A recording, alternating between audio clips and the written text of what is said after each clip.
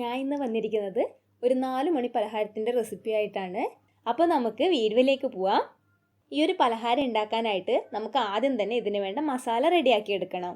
അതിനായിട്ട് ഒരു പാൻ ചൂടായി വന്നാൽ അതിലേക്ക് നമുക്ക് 1-2 ടേബിൾ സ്പൂൺ ഓയിൽ ഒഴിച്ചു കൊടുക്കാം. ഈ ഓയിലും കൂടെ ചൂടായി വന്നാൽ നമുക്കതിലേക്ക് ചതച്ചെടുത്ത് വെച്ചിരിക്കുന്ന ചെറിയൊരു കഷ്ണം ഇഞ്ചി ചേർത്ത് കൊടുക്കാം. പിന്നെ നമുക്കൊരു 3-4 ചെറിയ അല്ലി വെളുത്തുള്ളി കൂടെ ചതച്ചത് ചേർത്ത് കൊടുക്കാം. ഇത് രണ്ടും കൂടി ജസ്റ്റ് ഒന്ന് വഴണ്ട് വന്നാൽ നമുക്കിതിലേക്ക് മുറിച്ച് വെച്ചിരിക്കുന്ന സവാള ചേർത്ത് കൊടുക്കാം. അതിൻ്റെ കൂടെ തന്നെ ഒരു പച്ചമുളക് കൂടെ ചെറുതായി മുറിച്ചത് ചേർത്ത് കൊടുക്കണം. അപ്പോൾ നിങ്ങൾക്ക് നിങ്ങളുടെ എരിവിന് കണക്കായിട്ട് ചേർക്കാവുന്നതാണ്. ഇത് നല്ല എരിവുള്ള പച്ചമുളകാണ്, അതുകൊണ്ടാണ് ഞാൻ 1 ചേർത്തത്. അതുകൂടാതെ കുറച്ച് കുരുമുളക് പൊടിയും മുളക് പൊടിയൊക്കെ ചേർക്കുന്നുണ്ട്. അപ്പോൾ ആവശ്യത്തിന് മാത്രമേ നിങ്ങൾ പച്ചമുളക് ചേർക്കാൻ പാടുള്ളൂ. ഇതെല്ലാം കൂടി നന്നായിട്ടൊന്ന് വഴറ്റിയെടുക്കണം. നിങ്ങളുടെ അടുത്ത് കറിവേപ്പില ഉണ്ടെന്നുണ്ടെങ്കിൽ ഈ ഒരു സമയം ചേർത്ത് കൊടുക്കാവുന്നതാണ്. അപ്പോൾ സവാള ഈ ഒരു പരുവത്തിൽ നമുക്ക് വഴണ്ട് കിട്ടിയാൽ ഇതിലേക്ക് നമുക്ക് മസാലപ്പൊടികളൊക്കെ ചേർത്ത് കൊടുക്കാം. അപ്പോൾ ആദ്യം തന്നെ ഒരു 1/2 ടേബിൾ സ്പൂൺ മല്ലിപ്പൊടി ചേർത്ത് കൊടുക്കാം. പിന്നെ ഒരു 1/4 ടേബിൾ സ്പൂൺ കുരുമുളക് പൊടി കൂടെ ചേർത്ത് കൊടുക്കാം. ഒരു 1/4 ടീസ്പൂൺ ഗരം മസാല കൂടെ ചേർത്ത് കൊടുക്കണം. പിന്നെ ഒരു 1/4 ടേബിൾ സ്പൂൺ മുളക് പൊടി കൂടെ ചേർത്ത് കൊടുക്കണം. അപ്പോൾ ഗരം മസാല ഒന്നും അധികം ആവരുത്.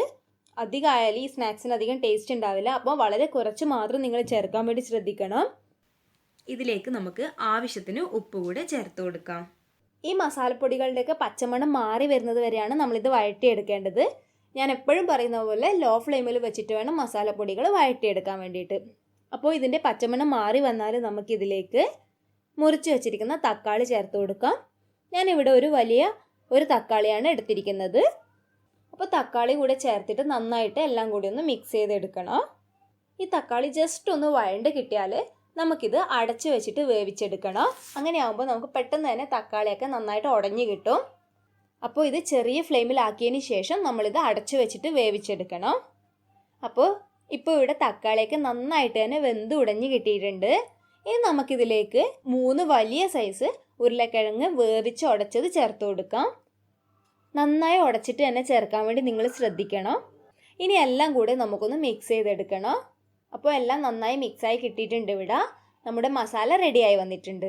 ഇനി നമുക്ക് ഇതിന് വേണ്ട മാവ് തയ്യാറാക്കി എടുക്കണം. അതിനായിട്ട് ഞാനിപ്പോൾ ഇവിടെ ഗോതമ്പ് പൊടിയാണ് ഉപയോഗിക്കുന്നത്.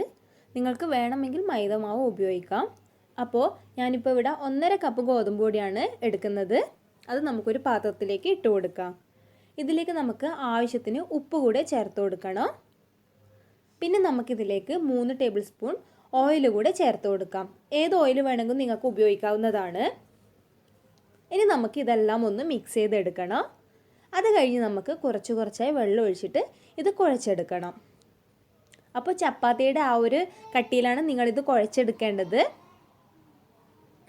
ഇവിടെ ഞാനിപ്പോൾ നന്നായിട്ട് കുഴച്ച് വെച്ചിട്ടുണ്ട്. ഇനി നമുക്കിതിൻ്റെ മുകൾ ഭാഗത്ത് കൂടി കുറച്ച് എണ്ണ ആക്കി കൊടുക്കാം. ഇനി നമ്മളിത് പരത്തിയെടുക്കാനാണ് പോകുന്നത്.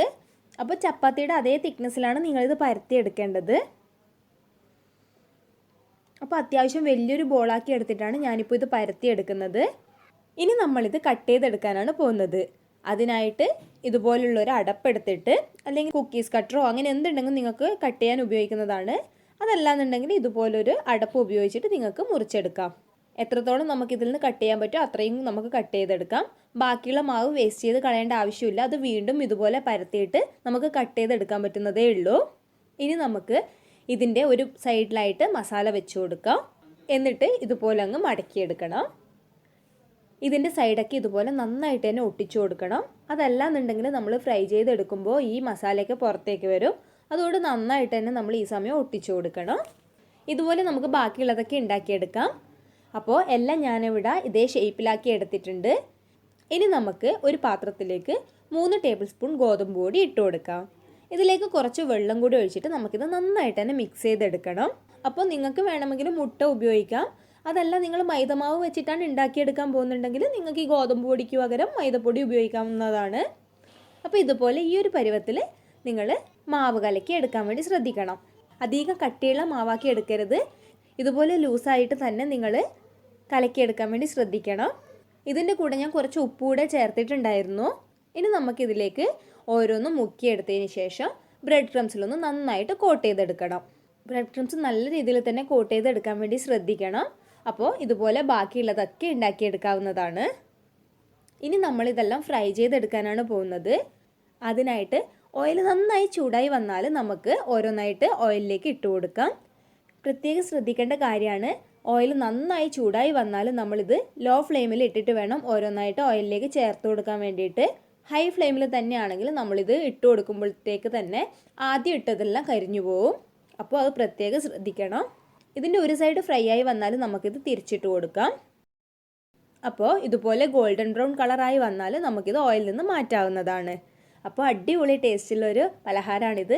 എല്ലാവരും എന്തായാലും ട്രൈ ചെയ്ത് നോക്കിയിട്ട് അഭിപ്രായം കമൻറ്റ് ബോക്സിൽ അറിയിക്കാൻ മറക്കരുത്. വീഡിയോ ഇഷ്ടപ്പെട്ടിട്ടുണ്ടെങ്കിൽ നിങ്ങൾ ലൈക്ക് ചെയ്യാനും മറക്കരുത്.